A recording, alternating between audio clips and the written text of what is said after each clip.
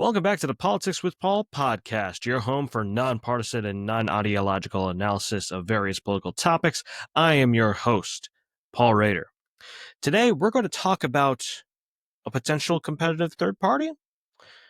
Why do we not see third parties be more regularly competitive in U.S. elections, despite immense dissatisfaction with the Republican and Democratic parties? Have we had third parties that were competitive in the past? What makes a third party competitive? Will we soon see a third party become a regular contender for big time elected offices in the near future? All this and more on tap for today's episode. But first, in October 2024, a Gallup poll found that 58% of adults agree that a third major party in the U.S. is needed because the Republican and Democratic parties do such a poor job of representing the American people. The article on the Gallup website went on further to say that it was their 12th poll in a row where a majority of the respondents believed a third party is needed, and that although it was a dip from the 63% that wanted a third party in the 2023 poll, it was still around the average that Gallup has measured since they started this poll, maybe even slightly higher. So it may seem weird that we don't see many third-party elected officials in government, like barely at all. You can find them, sure, but they are few and far between, and they are a bit more common in certain states like Maine and Vermont than in other states, but in other states you can't even really find them. Nevertheless, the discontent with the two major parties might lead one to ask if there is a dam of sorts that will soon break, and if we'll start seeing more third-party victories. So today, we're talking all things third parties, and that includes what exactly a competitive, quote unquote, third party looks like, the public opinion about third parties, and a deeper dive into what all that means, the history of third parties, what the most common third parties are, their biggest obstacles they face, and why our system is so given to two major parties. Let's go. First of all, what does a competitive third party look like? It's kind of a nebulous term because third party candidates do win, but they are most often at the local level. And occasionally you see them at the state level, more so state legislatures, but they almost never happen at the federal level. And it's been quite some time since we've seen a third party candidate win at the federal level. Not independent in general, there are some that have no party affiliation. We're talking specifically third parties. In this discussion, competitiveness is it's a rather arbitrary definition. I've noted that when you talk about academic studies, it's very important to operationalize the terms that you're using. And so I'm going to maybe not backtrack on that per se, but I'm not going to have a very specific definition. I'm just going to give a general sense of what I mean. I basically just mean that a competitive third party is one that wins a bunch of elections in many states across local, state, and federal levels. So by this definition, no third party is truly competitive because at most they win at the local level, maybe a few seats at the state level. But a big reason that no third party fits this definition is that none of them are what we call ballot qualified in all 50 states, where they can run candidates under their party label instead of, say, as a write-in, where you actually have to write that candidate's name specifically, but it doesn't say that their party on the ballot. And I'm going to tell you more about what ballot qualified entails. But first, I want to get back to that poll that we mentioned earlier by Gallup, because when media covers polls, it's usually just way too much of a surface level understanding. They don't really dive deep into the polls. Now, to be fair, that is partially because a lot of people don't care. The people that watch these media outlets don't really care about the nooks and crannies about the polls, but you should. It's really fascinating. So, just a few things to go into, because some people may want to take this poll and run with it, but slow your roll for a second. So first, let's talk about the exact wording of the poll. When you do a poll, any sort of public opinion survey, how you word questions, even it might not even seem like an important distinction with a word that you use. It can majorly impact what your poll's findings are. And if you do the poll multiple times, you usually want to keep the same wording each time so as to not influence results. You want to keep it the exact same so you can more easily comparatively measure a poll, unless you find out that later on that the poll's wording is just so bad that it needs to be changed. But generally speaking, you want to keep the poll wording the same. So, the exact question that the poll asks is this: in your view, do the Republican and Democratic parties do an adequate job of representing the American people, or do they do such a poor job that a third major party is needed? Now, that that's not a badly worded poll. Gallup is a very well respected organization. I'm not going to say that that is not a well worded poll because it's fine, but you still want to think about whether it can be improved because things can always be improved. Or not necessarily that they're improved, but what if we worded it slightly differently? So if we used a word other than adequate, so in your view, do the Republican and Democratic parties do an adequate job of representing the American people? What if we say good? So if the parties do an adequate job, but you instead said they do a good job, are less people going to agree with that? Some people might see adequate and go, yeah, I guess the two parties do okay. But if you say a good job, then they might be like, no, I don't think they do a good job. I think they do an okay job.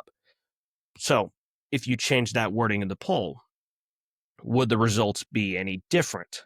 Or if you do a different word than representing, so if instead of saying job of representing the American people, maybe you say something like, I don't know, do they do a good job giving American voters choices? Might seem like that's basically the same thing, but how do people interpret those words? How people interpret those words could be totally different. So if you change the wording of the poll, you might get more people that say we need a major third party, or you might get fewer people that say we need a major third party. So again, I don't want to say that it's not a good poll. It is a good poll. And Gallup knows what they're doing. They've been around for a very long time. It's just something to think about when you see these polls. You don't necessarily want to go, oh, see, this poll says this thing that I really wanted. Well, you need to think a little bit more deeply than that.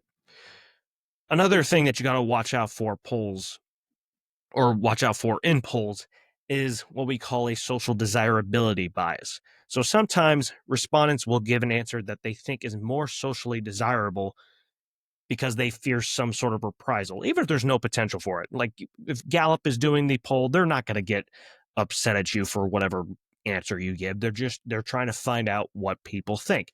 But there's this thing in their head where some people don't understand how these polls work, and they are afraid that an answer is going to be traced back to them, and they're going to be like, "Oh, I can't tell." Or what about this person on the other end? Maybe they're not going to say anything about it, but I don't want them to think I'm weird. So they might say, "Yeah, you know what? I think a third party is needed."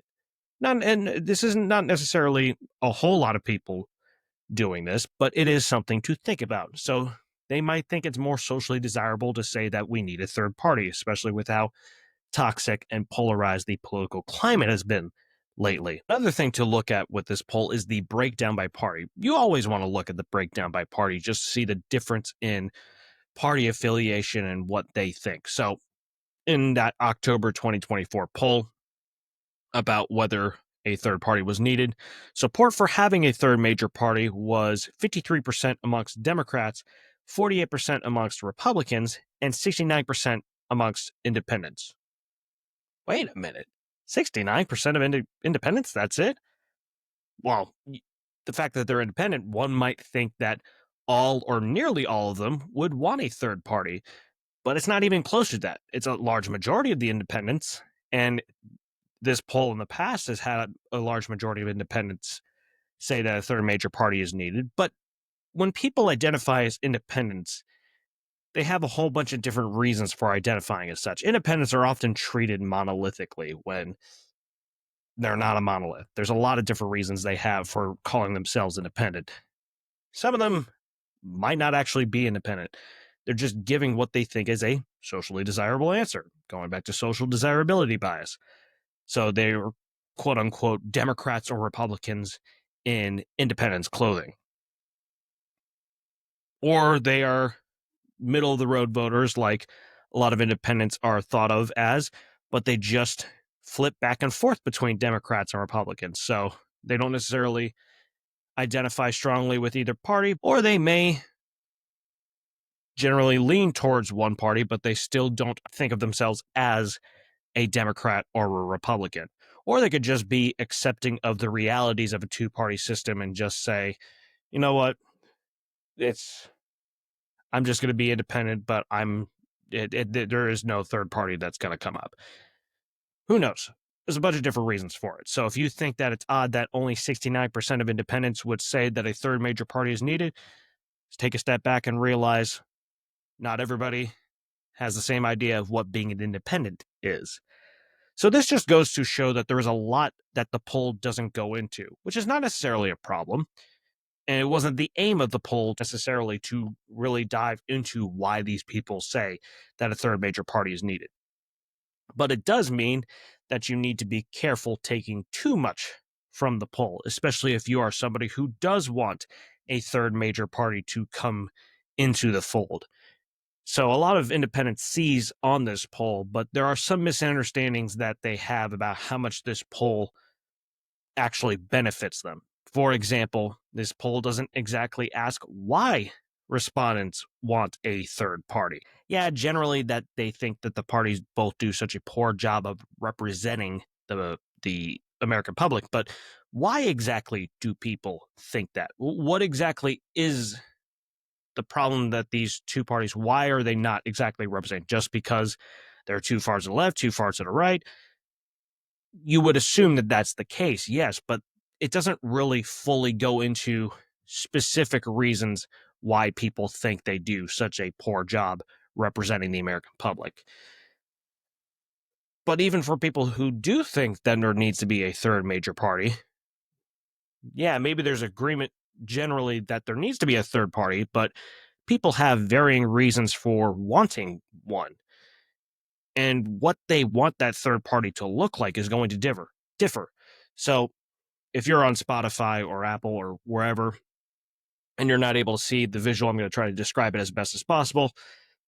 So imagine this imaginary line between Democrats and Republicans, and you have a third party in the middle. Now, if you're generally leaning Democrat, but you want a major third party, maybe you're somewhere in between that third party and Democrat, but you're not necessarily quite fully towards a third party. You want that third party to come a little bit closer to you. Not too far to the left, but you want it to come closer to where you are. Or you're a Republican, generally, and you have this Republican side and then the third party in the middle, but you might still be a bit closer to the Republican Party still. You just think they're too far to the right. And so you want that third party to come closer to you. So there's a whole lot of leeway, whole lot of room for that third party to line up in regards to where it would be on the partisan spectrum. But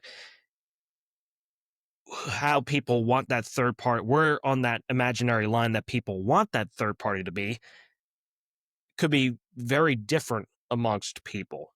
And again, just because people want a major third party doesn't mean they actually want it in the middle. And I'm going to show you later on how there are some third parties that actually think the Democratic and the Republican parties are not far enough to their respective sides. So they may actually want a third party that's further out there, further to the right, or further to the left. Depends on who you ask. And also, the poll doesn't dive into how likely people are to vote for a third party. Yeah, they may want a third party, but when push comes to shove, they don't necessarily act on that. It's this difference between what we say and what we do, excuse me. And even in polls where people threaten to vote third party, they often don't go through with it for various reasons, which we will, of course, talk about towards the end of this episode. But generally speaking, they might not know about third party candidates. Maybe a third party isn't on the ballot for the election in question. maybe they think that particular third party is just weird and wacky. Maybe they just are so focused on not wanting the major party that they dislike more to win that they will just quote unquote suck it up and vote for the lesser of two evils. So lots of people may want a third major party, whether there's one that is there for them to vote on, and even if there is one to vote on, whether they're actually going to vote for that third party, that's where there's a little bit of a disconnect. But again, third parties have won in the past. They don't win very often, but historically, we can point to some examples. Now, again, this is not talking about all independents. Sometimes third parties are considered independent, sometimes they're not. That's a whole other conversation. We've had forget which episode it is, but we've had a podcast on that before. This is strictly talking about people who identify with a specific third party. Otherwise, there would be a lot more people to add to this list of victories outside the Democratic and Republican parties. So just third parties here. Third party victories used to be a lot more common overall. There's been spurts over time where more of them have won at different points. Part of the reason that third party victories used to happen much more is that the party structures for the Democratic and Republican parties weren't nearly as robust and efficient as they are now. The strategies and tactics for expanding and mobilizing voter bases weren't always as effective. And then before the Republican Party came into existence, there was the Whig Party. And then before the Whig Party, there was the Federalist Party. Back then, there was a lot they didn't know about mobilizing voters and getting them to turn out for their candidates. There's also the fact that ballot access laws, which are the laws that govern how candidates for different affiliations or for no affiliations at all, how they can run for office, they were less stringent earlier on. They've gotten tighter as time has gone on. The two main parties found ways to make barriers to entry greater for third party and non party candidates. And also, voter psychology, this whole voting for the lesser of two evils, has become a lot more common over time as well. And just the sheer number of people that have identified with the Democratic and Republican parties has also increased as well relative to the third parties. So there have been spurts here and there of third parties coming up with success at various levels of government. For example, we had populists and silver candidates in the 1890s. Back then, there was a big political debate about whether the money supply for the US should be based on the gold or the silver standard. Progressives in the 1910s, they came and then went. And then there's been a couple of times we've had breakoffs from the two major parties. For example, in the post-Civil War era, we had the Liberal Republican Party, which was completely separate from the Republican Party, although they didn't really last very long. But we've also had independent Democrats around the same time and for even a little bit longer than them, but eventually they kind of, I wouldn't say quite disappeared, but they certainly weren't as numerous, even though there wasn't a whole lot of them to begin with, at least not necessarily. And then you had the States' Right Party in the late 1940s, which they were really just Democrats, but they broke off into their own thing from the main party for a time because of the party's increasing acceptance of civil rights. Back then, Southern Democrats were very much anti-integration. They were very pro-segregation. So for a time, you had that States' Right Party that came out, and they actually even won a few states in, I believe it was the 1948 presidential election. Now, as for specific offices for president, there has never been a third party president. There have been third party candidates that have had stronger than usual showings, though. Most notably was Teddy Roosevelt. He was a Republican president before, but later on in 1912, he ran as a progressive party candidate, or what he called his Bull Moose Party. He ran because he was very disappointed in his protege. William Taft did not think that he was sufficiently progressive enough, so he seriously ruined Taft's chances. Taft maybe wouldn't have won anyways against Democrat Woodrow Wilson, but he certainly wasn't going to win with Teddy Roosevelt coming into the fold. So, and Teddy Roosevelt had something like, he won, I think, 6 states electoral votes, and then he won like 20% of the popular vote, I think. But he had a very strong showing for a third party. Still didn't come close to winning, but he did have a very strong showing. Ross Perot, he in 1992, his more successful campaign, still didn't win any electoral votes, but he won, I think it was 18 to 20 million popular votes. He was completely independent in 1992, so the 1992 election doesn't really apply to this conversation. Excuse me, to this conversation. But he, in 1996, ran as the Reform Party candidate, and he still had a pretty good performance as a third party candidate, but he performed much worse than in 1992 when he was not of a party at all. And then William Wirt, who was the anti-Masonic Party candidate in 1832, he was actually once the Attorney General of the United States. He was the first third-party candidate to win a state's electoral votes. He won in Vermont, and this was before the Republican Party even came into existence. As for other offices, we can also look to the U.S. House and U.S. Senate. In the 1830s, the Nullifier Party saw some success in both chambers. Nullifiers were people who believed that the states had a right to nullify federal laws if they deemed them unconstitutional. It was a very highly charged conversation as to whether these states had the power to invalidate certain federal laws back in the early days of the U.S. system of government. From 1849 to 1855, you really saw free soilers in both chambers of Congress. These were people that opposed the expansion of slavery, not necessarily outright calling for its abolition, but they did at least oppose its expansion in the territories as the U.S. expanded westward. During the Civil War, there were unionists / unconditional unionists, which were basically Republicans under a different name, and in some states they did basically replace Republicans, but overall they were considered a separate party. And if you look at the Congress, there were Democrats and Republicans, and then people who identified as unionists. The American Labor Party in the 1940s, although that was really just in the U.S. House. And then for the last third-party members that we've seen in Congress, U.S. Senate, I'll highlight 2 people. Technically, Joe Lieberman, during his last term, from 2007 to 2013, he ran on the Connecticut for Lieberman ticket, but he was mostly a pure independent and independent Democrat. If you want to talk about somebody who was completely third party, there was James L. Buckley in New York. He was simply called a conservative party candidate. In New York, there is a conservative party that is separate from the Republican Party. And then in the U.S. House, there was an American Labor member from 1949 to 1951. Other than those few people, we have not seen third party members in either the U.S. House or the U.S. Senate for quite some time.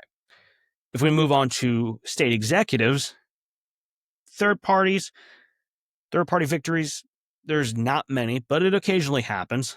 The most recent third party victor for governor was Jesse "The Body" Ventura, mostly known for pro wrestling before his time as governor.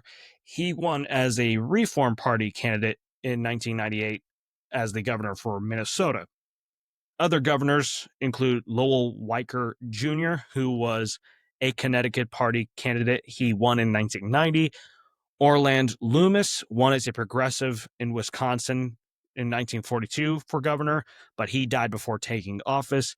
And then there was also Philip F. LaFollette, another progressive governor for Wisconsin. The LaFollettes are a well-known Wisconsin political family. He won in 1934 and 1936 as a progressive, but in 1930 he won as a Republican.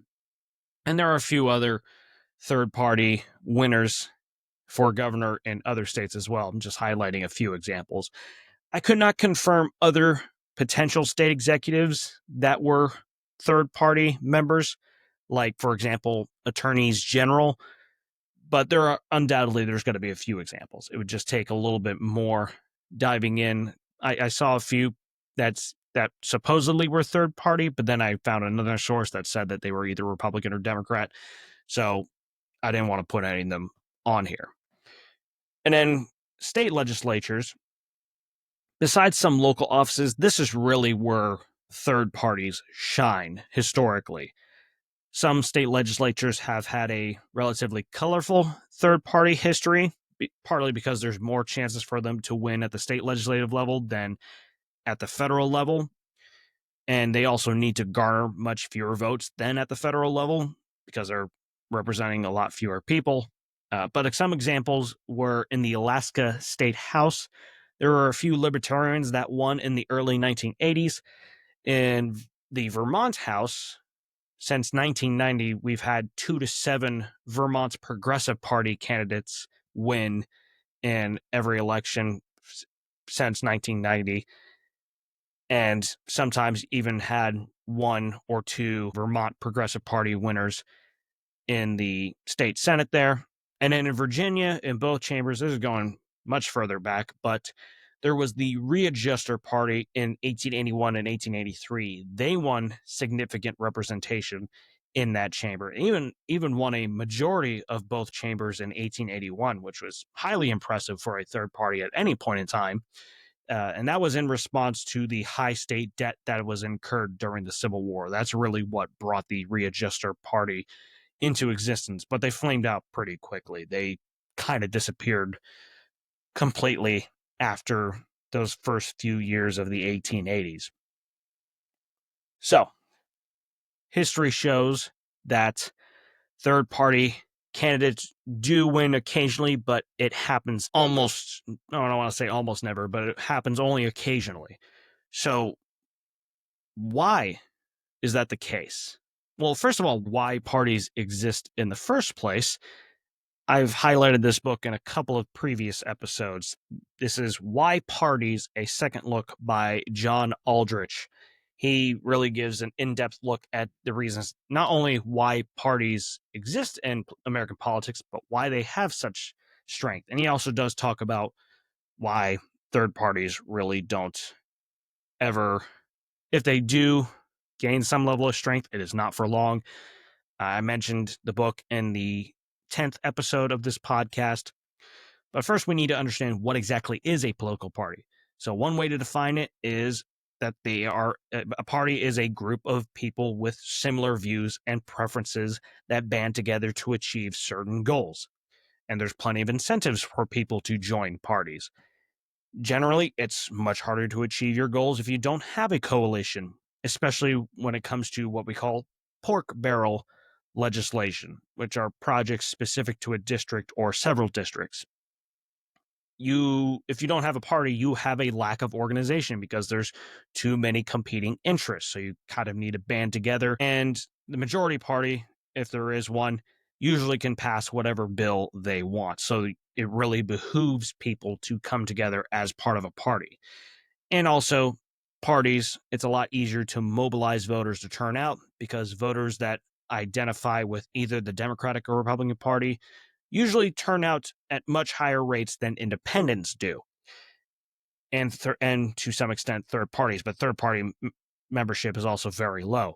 And party identification gives a cue to voters about a candidate's general views. More on that later.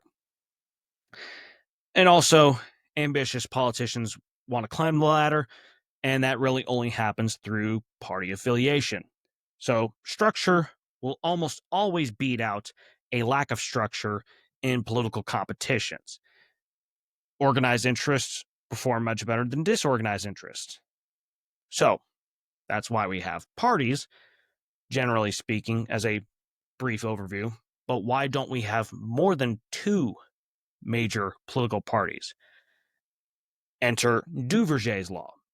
So it's not an actual law, but it is an axiom of sorts. Basically says that political systems that use single member districts, meaning their districts are only represented by one person, and a plurality voting system tend to favor two parties. So, in other words, if it's just the one person who gets the most votes wins, two parties are going to duke it out for the seat the vast majority of the time.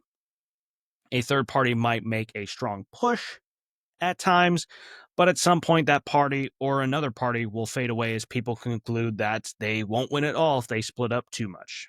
Again, goes back to that quote unquote lesser of two evils mindset when it comes to voting potentially for a third major party. And you can contrast that with proportional representation systems that use multi-member districts. And there are a few state legislatures in the US that use multi-member districts, including Vermont, which I mentioned before, does have more third-party members in elected office than you would typically see.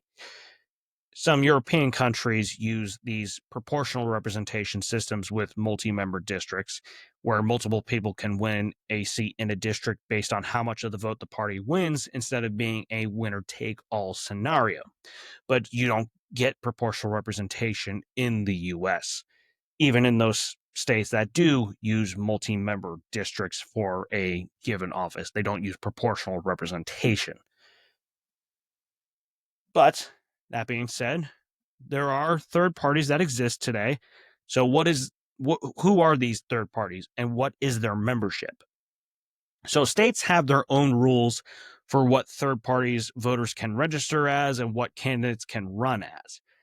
As of January 2025, according to Ballotpedia, 11 states have only the Democratic and Republican parties as ballot qualified. Even in states where a third party is ballot qualified, it's usually only one or two third parties that are also on the ballot along with Democrats and Republicans. Although one aberration is my state, Florida, which actually has 16 ballot qualified parties. So yeah, but you rarely get anything like that. In fact, you never get anything like that except in Florida. There are a couple states that have like 10 or 11 parties, but not 16. But even in states where a third party is ballot qualified, the number of registered voters for that party is quite minuscule compared to the Democrats or Republicans. A third party might achieve maybe 2% of the overall registered voter electorate at best, but usually it's around like 1% or less than 1% of voters that are registered with that third party. It's a lot more common to see them as just completely independent, where they don't have any party registration whatsoever. And even in states that don't track party registration of voters, because some states do just register voters as registered voters and that's it, they don't actually register as a party, the estimation of their third party voters would be similar to those states. So if they did track party affiliation of voters, their third party members are going to be, it's going to be a very small piece of the pie. But that being said, the most common third parties that you see in the US are the Libertarians, the Greens, and Constitution. Libertarian, by far, you see the most often. 38 states have a Libertarian Party that is ballot qualified. The Green Party is ballot qualified in 23 states, and the Constitution Party is qualified in 12 states. The Green Party is a much further to the left party, and the Constitution Party is much further to the right. So, Constitution is often more conservative than a lot of Republicans are. Green Party is often a lot more liberal than a lot of Democrats are. But there are some third parties that are much more unique to specific states, like the Alaskan Independence Party in Alaska. You have the Peace and Freedom Party in California. There's the Colorado Center Party, the Jeffersonian Party of Florida. There's the Aloha Aina Party in Hawaii, Natural Law Party in Michigan, and then the Vermont Progressive Party. So some more unique, quirky third parties in certain states. But why exactly do third parties run into these roadblocks? What exactly are these roadblocks that they run into? As I just described, there are third parties are not ballot qualified in every state, and even ones that are ballot qualified in multiple states, those are few and far between because third parties just face a lot of roadblocks to not only winning elections, but even competing in them in the first place. I talk about some of them in my book, Why Independents Rarely Win Elections and How They Become More Competitive. That's available on Amazon. But I'm going to just highlight several of them here. So, first of all, ballot access laws. So these are laws that are governing how candidates for different affiliations or no affiliations can run for office. And for third parties to be able to run candidates under their party label, they have to meet certain requirements to become ballot qualified. So, mention that word ballot qualified several times. A party has to reach a certain threshold of support where candidates can be listed on the ballot with said party affiliation. And what those requirements are going to be different from state to state, but it could be something as simple as filing a petition to be that third party. They might need to be organized around a specific candidate. They might need to win a percentage of the vote, otherwise, they must stay as a write in. Or they need a certain number of registered voters to be affiliated with that party for that party to run candidates as that party label. And this is much more onerous for third parties than it is for Democrats and Republicans. There's also the fact that for specific candidates, there are two main ways for them to get on the ballot. They either pay a fee or they gain a certain number of petition signatures from voters who can then vote or who can vote in that race. So if I'm running for congressional district, third congressional district of Georgia, I can't get petition signatures from people that are registered in the fourth district. They have to be third district voters. If I'm running for governor in Georgia, then I can get anybody's signature that is a registered voter in the state of Georgia because that's a statewide election. Now, what that fee is and the number of petition signatures that they need, that is going to depend on the race in question, state and local laws, etc. Most well-funded Democrats and Republicans are just going to pay the fee and just get it over with. But for third party, and in a lot of cases, candidates that are of no party at all, but for third party candidates, oftentimes the fees are either higher than they are for the Democratic or Republican candidates, or the option to pay a fee is not even there. You have to get petition signatures. I've mentioned this several times on the podcast. It is very cumbersome to get petition signatures for anything. I've done it before on a campaign where I had to get petition signatures to get a candidate on the ballot. It was not exactly what I would call fun. So these petition signatures are oftentimes that third party candidate's only option. And not only that, the number of petition signatures they need to get are often much higher than the Democrats or Republicans need to get. I remember there was a case, there was an internship I did during grad school, and there was an independent candidate that in Texas, I think it was, he eventually did not make the ballot, but he needed something like 9 times the amount or the number of petition signatures that a Democrat or Republican needed. And it's been a little while now, so I forget the exact details, but I think he needed something like 45,000 petition signatures, which might seem like it's not difficult because of how many people are in Texas, but it's, believe me, it's very difficult to get people to stop to sign the petition signature, to know what they're signing for. They hear that you're running for office, they may pester you with questions like, oh, why should I vote for you? Or if you're not of the affiliation that they're looking for, they might not even sign the petition anyways. Even if you get these petition signatures, a lot of times, whoever the voting officials are in a state or in a county, when they validate these signatures, for whatever reason, 5 to 10% of the signatures you get are going to be invalidated, and you won't know why.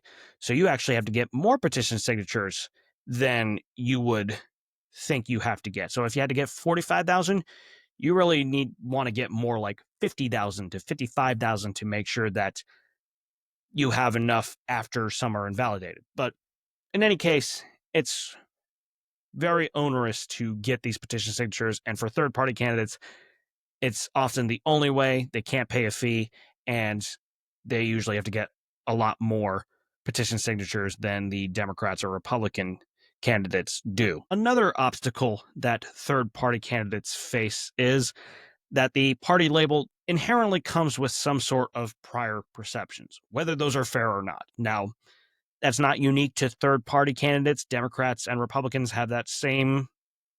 Sometimes it's an issue, sometimes it's a boon, depends on what the race is. But it can be much more challenging in the case of third-party candidates. So a party affiliation is inherently a heuristic, a mental shortcut that we use to make our decisions on who we vote for. And even though there are varied views within the party because of their nature as coalitions, where people need to band together, they don't necessarily agree on everything, but they band together with the people that think most like them so they can win more contests, win more political battles.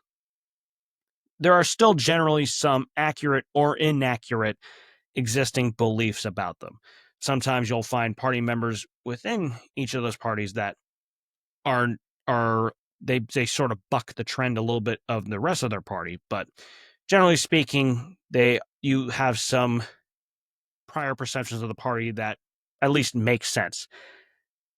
But for third parties, there are generally less differences within those parties than within Democrats and Republicans, because their specific views led them to that third party in the first place, instead of sticking with Democrats or sticking with Republicans or just becoming a complete independent. So if you're a Libertarian Party candidate, you're a Libertarian Party voter. The rest of the voters that are registered as Libertarian Party members are going to think very similarly to you, much more similarly than if you were a Republican and you encountered some other Republicans, or you were a Democrat and you encountered some other Democrats. Same thing with a Green Party candidate or a Constitution Party candidate or any other third party candidate. There's a lot more rigidity in those third party candidates and voters' views than if you compared them to Democrats and Republicans. And then when you are of a certain party label, comparisons to fellow party members simply by being the same party are inevitable. You have somebody that runs as a Republican right now. There's inherently some sort of comparison to Donald Trump, whether those candidates invite those comparisons or not. When Joe Biden was in office, Democrats had that same thing where, oh, you're the party of Joe Biden, and then you were compared to him. It's just par for the course. And if people are more aware of your third party, they're going to compare you to other third parties that they have encountered in the past, or third party candidates and members that they've encountered in the past. Speaking of which, a third big issue that third party candidates often encounter is that they're generally perceived to be unserious candidates. Now, whether that's right or wrong in certain cases, sometimes they are seen as too goofy or uninformed, and they have a lot less room for error than Democrats or Republicans do. Go back to the 2016 presidential election. Gary Johnson, the Libertarian candidate for president, he was questioned about the city of Aleppo, which was an epicenter of the Syrian civil war. Gary Johnson was asked about that, and he said, "What is Aleppo?" And not that he was really gaining a whole lot of traction anyways, but if he was, that completely tanked his chances of making any sort of noise in the presidential election. So some of these third-party candidates are perceived as too far out there or too narrowly focused. For example, Greens and Constitution Party candidates. Green Party candidates, their environmental views are a core part of their platform. That's why they are the Greens. Constitution Party candidates are very focused on states' rights, for example. So they kind of get treated as, okay, these are weird people, we're not going to vote for them. And then a fourth big issue that third-party candidates often face is simply they're just perceived as uncompetitive. Even if some people want to vote for a third party, they feel they are, quote-unquote, wasting their vote. They must vote for the, quote-unquote, lesser of two evils. So these candidates are often considered too risky, and voters are often risk averse unless they hate the status quo that much. It's sort of that the devil you know versus the devil you don't know. So they're either going to just stick with what they know, or they're going to just sit home and not vote at all unless they really feel like this current situation sucks. We need something different. And so this becomes a self-fulfilling prophecy. People think that third-party candidates don't have a chance, so they don't vote for them. And then those third-party candidates don't have a chance because people aren't voting for them. And then on the vicious cycle goes. And it also doesn't help that they are often called spoilers by both the two major parties and the media. So it's just really reinforces this perception of them as uncompetitive. And a lot of times they aren't competitive. So all that leads to this final point, or multiple points, about this final question here. Is there really potential for a major third party to arise and give a real challenge to the Democratic and Republican parties? And again, specifically for a third major party, not independents in general. So we're not talking about candidates who don't have a party affiliation at all. That's a totally different topic. Well, not totally different, but it's largely different. I'm going to be honest with you about this question. Is there really potential for a major third party? It's highly unlikely, at least anytime soon, and at least for the national context. Even when they've had better than usual showings for president, they still haven't come even close to winning an election, and they don't really build on their momentum. They have a big showing in one presidential election, and then 4 years later, they either have a very paltry, relatively pitiful showing compared to what they were 4 years prior, or they don't run at all. And that I'm talking mostly about president there, but the same thing applies for governor's races, other state executives, U.S. House, U.S. Senate. They might have a really strong showing, and then nothing happens. They don't really build on any sort of momentum, even if they have some momentum in the first place. And then get to go back to the general obstacles that third parties face that we just talked about, particularly in terms of perception by the public. Yeah, maybe people hate the Democratic and Republican parties. Maybe they really want something different. But even when the opportunity arises to vote for a third party, voters rarely take that chance to vote for them. Or there really isn't an option for that third party. And there might not even be an option to write somebody in. And then write-in candidacies are notoriously difficult to achieve victory with. These third-party candidates are often treated as unserious and goofy and uncompetitive, and even when the media does give them attention, it often highlights them as spoilers or wacky or, hey, look at what this idiot said. And then they have no room for error, third-party candidates. They have to basically be perfect on everything to give themselves a chance. Democrats or Republicans, obviously, they have little room for error too, but they have a little bit more leeway to make a mistake on the campaign trail than a third party candidate does. And then even if you put the public perceptions aside, there's just a major uphill climb when it comes to ballot access laws. It's often highly difficult to get on the ballot as a third party candidate, and for the third party to even be a ballot qualified party in the first place so that they can run candidates on that party label is notoriously difficult. So, that being said, they can still win some lower level races like in state legislatures or local offices from time to time, and those are still important. Even if they are often treated as like they don't matter, those are very important, and we should care about those races more in general, regardless of whether third parties run in them or not. But right now, that is the best bet for third parties to win more elections. And they're going to be very localized achievements by the third party. Like, for example, in Vermont, the Vermont Progressive Party. That's very limited to Vermont. They're not going to really spread out. Not to say that there aren't progressive parties in other states, But the Vermont Progressive Party is a more unique party specific to Vermont. And for a third party, they are pretty successful, but compared to Democrats or Republicans, they're still dwarfed in number. So if we're talking about being a specific third party being competitive in a ton of states and regularly being competitive across state, federal, and local offices, don't expect that anytime soon. But hey, who knows?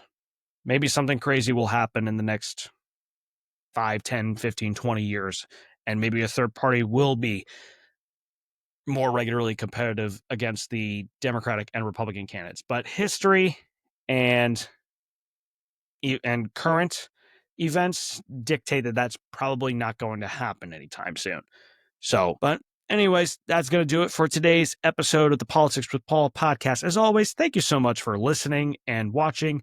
Please like, comment, subscribe, and share the podcast with your friends and family and anybody else you know.